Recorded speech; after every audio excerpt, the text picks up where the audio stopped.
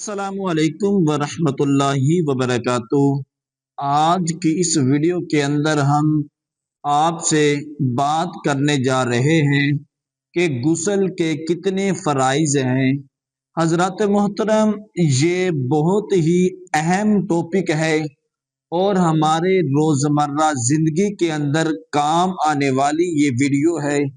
سب سے پہلے میری جو ویڈیو دیکھ رہا ہے ان سے گزارش ہے کہ اس ویڈیو کو لائک کریں، شیئر کریں اور سبسکرائب کریں اور اس ویڈیو کو مکمل دیکھنا۔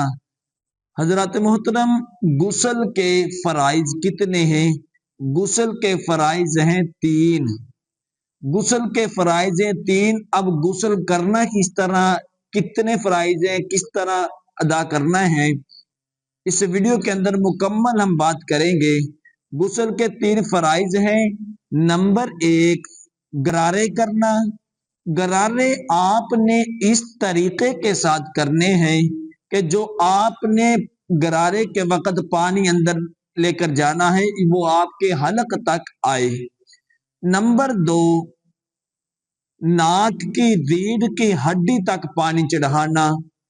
نمبر 3، پورے جسم پر پانی بہانا۔ پانی آپ نے اس طرح بہانا ہے کہ آپ کے جسم کا کوئی ایک بال بھی خشک نہ رہ جائے۔ اگر آپ کے جسم کا ایک بال بھی خشک رہ گیا تو آپ سمجھ لیجئے کہ آپ کا غسل نہیں ہوا۔ اگر آپ کا غسل نہیں ہوا تو آپ نماز پڑھیں گے، آپ عبادت کریں گے، قرآن پاک کی تلاوت کریں گے تو آپ کو ثواب نہیں ملے گا بلکہ آپ کو گناہ ملے گا، کیونکہ آپ ناپاک ہیں۔ حضرات محترم، جب بھی آپ غسل کریں تو آپ ان باتوں کا خاص خیال رکھیں۔ سب سے پہلے ذہن کے اندر آپ کے یہ خیال ہونا چاہیے کہ غسل کے 3 فرائض ہیں۔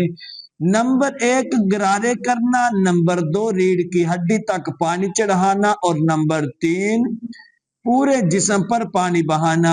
دعا ہے کہ اللہ تبارک و تعالی ہم سب کو حضور کی سنتوں پر عمل کرنے کی توفیق عطا فرمائے۔ وآخر دعوانا ان الحمد للہ رب العالمین۔